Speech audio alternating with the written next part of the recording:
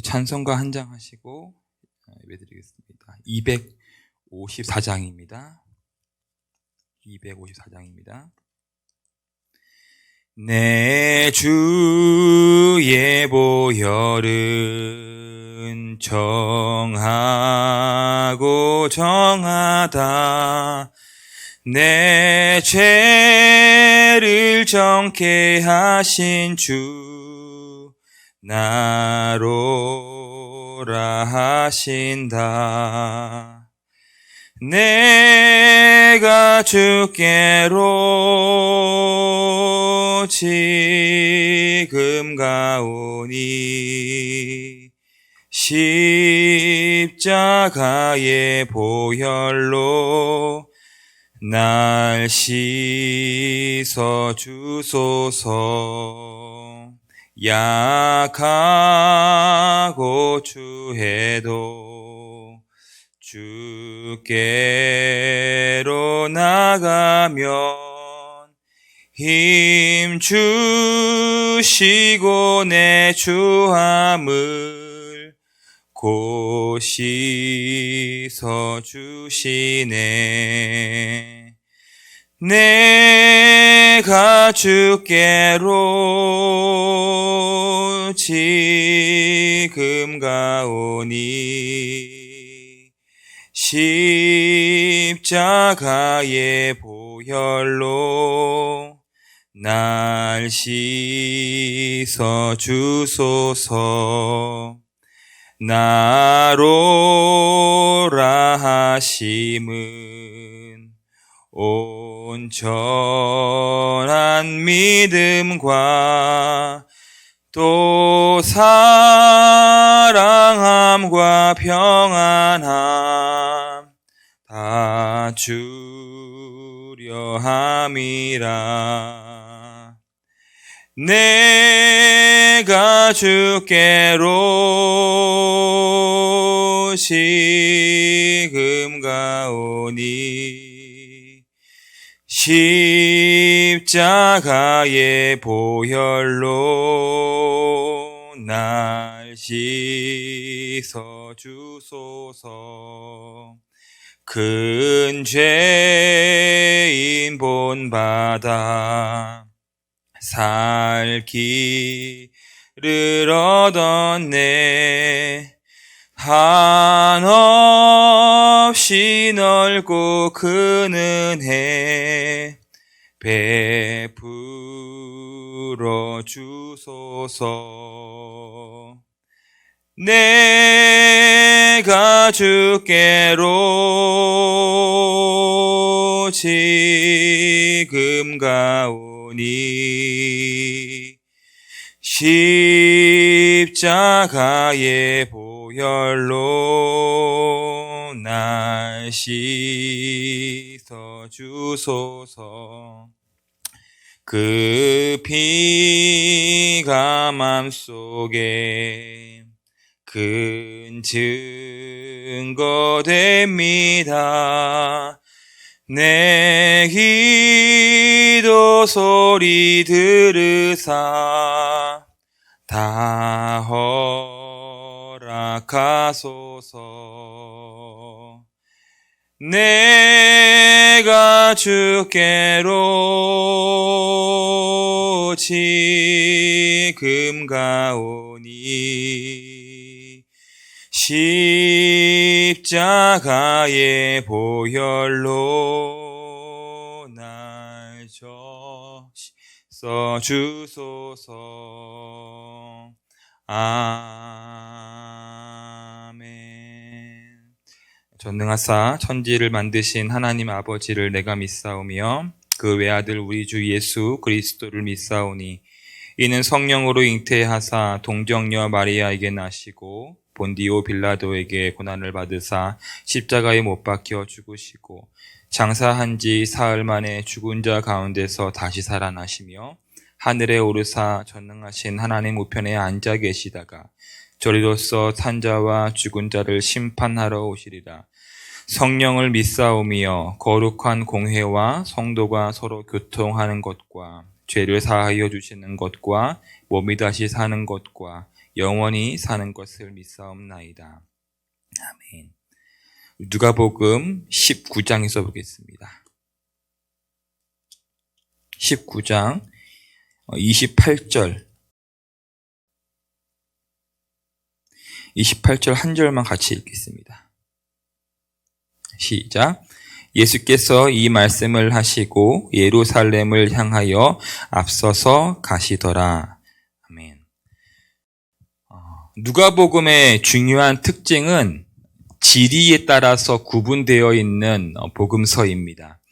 4장부터 9장까지는 갈릴리에서의 사역이고요. 9장부터 19장까지는 유대와 사마리아, 그리고 19장부터 끝까지는 예루살렘에서의 사역이 나오고 있습니다. 특별히 오늘 본문이 속해져 있는 9장과 19장은 어떤 유대와 사마리아의 한 마을과 동네에서 기적을 행하셨던 일들이 기록되어져 있는 부분입니다. 그런데 특이한 것은 잘 보시면은요, 곳곳에 이런 표현이 있습니다. 오늘 본문처럼요, 예루살렘을 향하여 앞서서 가시더라, 또는 예루살렘을 향하여 가시는 도중에 행하신 기적이라 라는 것들이 곳곳에 기록되어져 있음을 쉽게 볼 수가 있습니다.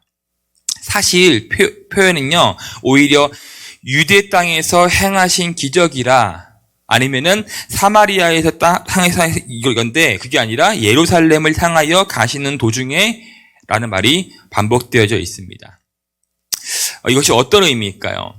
제주도에 저희 가족들이 여행을 간 적이 있습니다.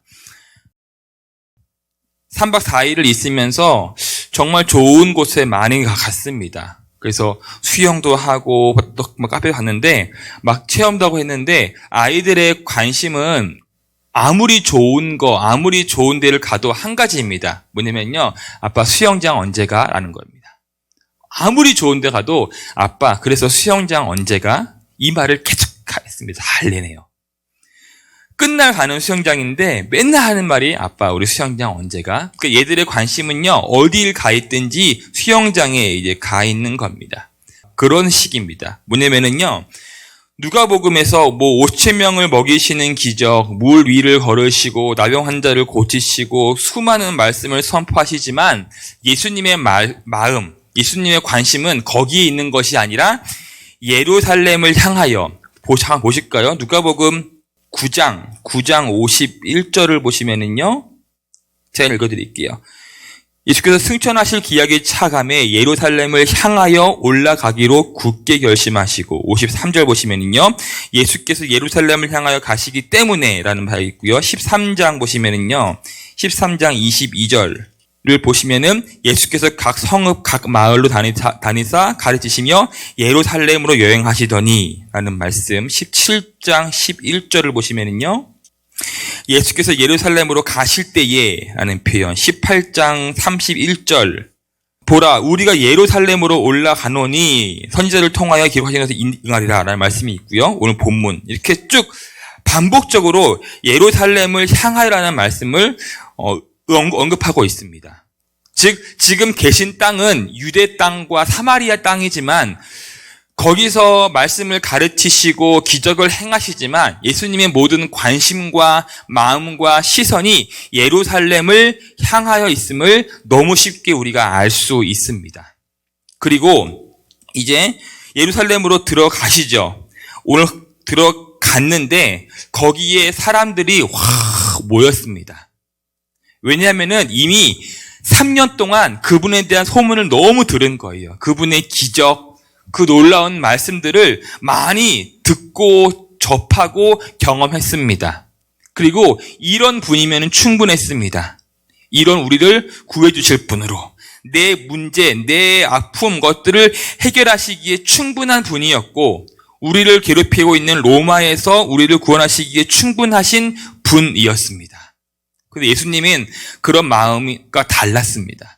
오늘 예수님께서 예루살렘을 향하여 앞서서 올라가시는 이유는 그들을 통하여서 환호받고 함성을 받고 박수와 영광을 받기 위해서가 아니었습니다. 주님은 아십니다. 며칠 뒤에 이들이 보내고 있는 이 환호와 함성이 본인을 향하여서 저주의 말로 바뀔지를 주님은 이미 아십니다. 그걸 아시면서 오늘 지금 예루살렘을 향하여 올라가고 있는, 그 언덕 향해서 올라가고 있는 예수님, 어떤 마음이었을까요? 근데 여러분, 2000년 전에, 이보다 2000년 전에 동일한 길을 걸어간 사람이 있습니다. 당시에 그 땅의 이름은 예루살렘이 아니었습니다. 모리아 산이었습니다. 예수님께서 지금 오늘 본문에서 올라가시고자 하시는 그 언덕길, 동일한 길을 올라오는 한 사람, 바로 아브라함입니다. 아브라함이 자신의 아들 독자 이삭을 데리고 올라간 그 길을 예수님께서 올라가십니다. 창세기 22장을 보시면은요, 하나님께서 아브라함에게 말씀하시죠. 내 아들, 내 사랑하는 독자 이삭. 그만큼 아브라함에게 바칠 수 없는 소중한 아들이라는 표현입니다. 그 아들을 번제로 드리라라고 하는 겁니다. 근데 여러분, 저 표현이잖아요.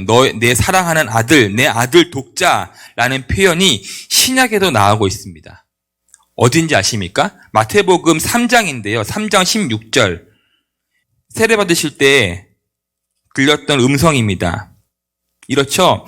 예수께서 세례를 받으시고 곧 물에서 올라오실 때 하늘이 열리고 하늘의 성령이 비둘기같이 내려 자기 위에 임하시는 보시더니 17절 하나님부터 소리가 있어 말씀하시되 이는 내 사랑하는 아들요 내 기뻐하는 자라.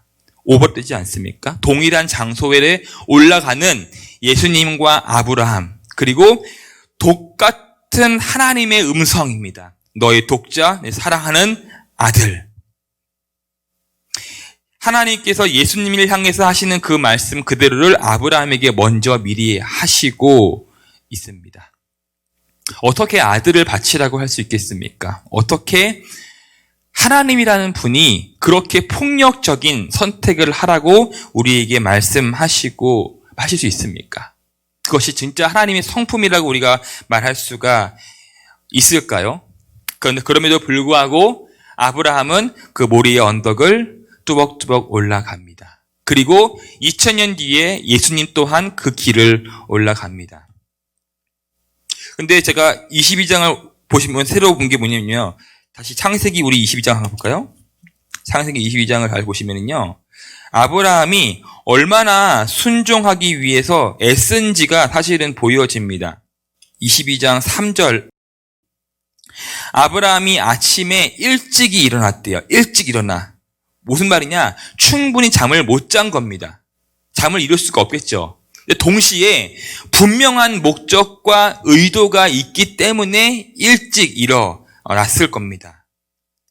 그렇게 일찍 일어나서 그리고 그 뒤에 있는 나귀 안장을 지우고 두 종과 그 아들 이삭을 데리고 번제에 쓸 나무를 쪼개었다라고 말하고 있죠. 여러분, 아브라함은 광야의 삶을 너무 잘 압니다.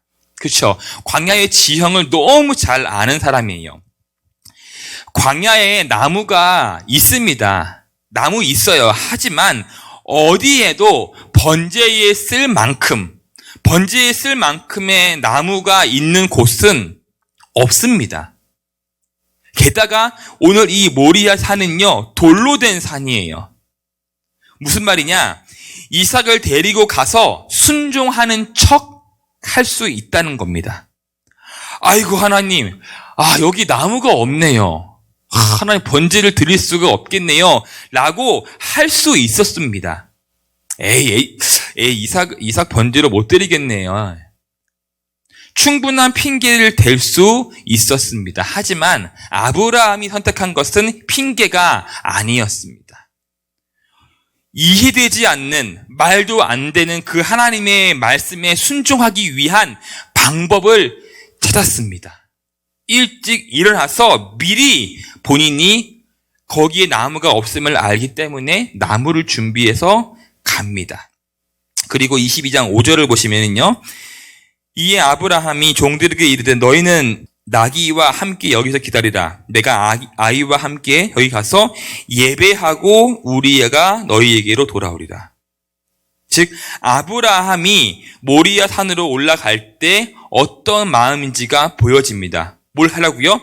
죽이는 게 아니고 번제가 아닙니다. 예배하고 내가 예배하고 내려올게. 즉 모리아 산으로 올라가는 한 가지의 목적은 예배하기 위함입니다. 그 목적으로 올라갑니다. 여러분, 이 말씀이 사실은 너무나 비합리적이에요. 너무나 폭력적이고 너무나 이해가 안 되는 말씀이에요. 하지만 이해할 수 없는 하나님 말씀 앞에 아브라함은 힘든 발걸음을 옮겨 올라가고 있습니다. 이유는 한 가지입니다. 하나님을 예배하기 위해서. 이해되지 않지만 나는 하나님을 예배합니다. 그 옮기기 힘들었던 발걸음을 올라간 그 언덕을 2000년 뒤에 예수님께서 동일하게 올라가십니다. 이유는 한 가지입니다. 죽기 위해서요. 참 은혜된 게 뭔지 아십니까? 아브라함의 순종, 하나님께서 아브라함의 순종을 얼마나 기뻐했는가입니다. 왜냐하면 여러분, 모리아 산은요 황량한 벌판이에요. 뭐 숲도 없고 그저 그냥 변두리에 돌산, 초라한 돌산, 그냥 그런 산인데 하나님께서 그 장소를 바꾸십니다. 우리 역대하 볼까요? 역대하 3장 1절 보시면은요 이렇게 나와 있습니다. 솔로몬이 예루살렘 모리아 산에 여호와의 전 건축하기를 시작하니, 그 변두리 땅, 아무것도 아닌 돌산, 거기를 하나님께서 기가 막힌 장소로 바꾸십니다. 무엇입니까? 하나님의 성전, 여호와의 전을 그곳에 짓게 하십니다. 누구도 잘 몰랐던 변두리 땅, 그 땅을 하나님께서 성전을 짓게 하십니다. 그 아브라함이 올라갔던 길을 예수님께서 올라가십니다. 죽기 위해, 그리고 자신의 생명을 많은 사람들의 대속물로 주시기 위해요. 예수님께서는 아십니다. 아브라함이 전에 여기를 올라갔을 때 하나님은요 미리 순 양을 준비해 놨습니다. 그렇죠. 숯불에 걸린 양을 준비해 놨고 이삭을 대신해서 죽을 어린 양을 하나님이 친히 준비했음을 아십니다. 하지만 오늘 예수님이 올라간 그 언덕에는 예수님을 대신할 양이 없습니다. 왜 그럴까요? 예수님 자신이 바로 그 양이었습니다. 그 양이었고 누구도 대신할 수 없는, 충분히 피할 수 있었습니다. 그렇죠. 충분히 피할 수 있었지만 주님은 피하지 않았습니다. 왜요? 자기 외에는 대신할 수 없다는 걸 주님이 아십니다. 그 누구도 이 십자가의 무게, 그 조롱과 핍박과 아무 죄 없는 분이 죽으셔야 될 그 모든 것을 당할 수 없음을 주님께서 아십니다. 자, 오늘 제가 서두에 말씀드렸죠. 누가복음에 있는 말씀. 끊임없이 예수님께서 예루살렘을 향하여 가시는 도중에 예루살렘을 향하여 가시더라라는 것들이 반복됩니다. 우리의 관심은요, 오병이어에 있고 나병 환자가 살아난 사건에 있고 기적들에 우리의 눈은 가 있습니다. 근데 예수님은 자꾸만 우리의 시선을 바꾸십니다. 어디로요? 예루살렘으로요. 왜 그렇습니까? 거기에 뭐가 있는데요? 박수와 함성이 있습니까? 아니에요. 거기에는 십자가가 있습니다. 내가 죽어야지, 내가 너희를 위해 십자가에 달려야지 사실은 너희의 인생의 진정한 문제, 즉 죄의 문제가 해결이 되고 너희 안에 내가 들어가서 너희와 영원히 살 수 있기 때문입니다. 우리의 마음은요 자꾸 보여지는 것에 마음을 두고 싶습니다. 인간의 본성이겠지요. 오병이어 놀라운 기적, 포도로 막 바뀌고 사람이 살아나고 거기에 우리의 눈과 마음이 가 있지만 자꾸만 주님은 우리의 마음을 돌리십니다. 예루살렘을 향하여, 십자가를 향하여. 그리고 그 십자가를 바라보는 우리의 인생이 진정한 해답이 있음을 우리에게 말씀해 주고 있습니다. 저는 십자가 사건이 그냥 우리가 예수님 얼마나 아프실까가 아니라 이 예수님의 마음이 우리에게 느껴졌으면 좋겠습니다. 그 예수님의 마음. 사람들의 마음과 뜻과 생각은 눈에 보여지고 손에 잡히는 것에 있었지만 내가 너희를 위해 죽어야지 너희가 살 수 있다는 예수님의 끝없는 말씀이 여기 누가복음에 서려져 있습니다. 오늘 하루 살아가실 때 여러분 이 말씀을 붙드시기를 축복합니다. 눈에 보여지고 잡혀지는 것 때문에 마음이 왔다 갔다 힘들어지고 있으면 기뻐하고 없으면 불안하고 이 차원이 아니라 끊임없이 우리의 마음을 오늘 이 시간도 십자가를 향하여 우리의 마음을 돌이키기를 원하시는 하나님. 진짜 바라볼 것은 그 십자가에 죽은 나 예수를 바라보기를 원하시는 그 마음을 묵상했으면 좋겠습니다. 기도하겠습니다. 주님, 레위기를 보면 번제를 드릴 때에 그 번제물을 잡았던 것은 다른 사람이 아니라 누가 해주는 것이 아니라 그 제물을 끌고 온 나 자신이었습니다. 나 자신이 그 제물에 안수를 하고 그 제물을 내가 친히 죽여야지 내가 죄 사함을 얻었습니다. 주님, 사실은 우리가 그러한 존재입니다.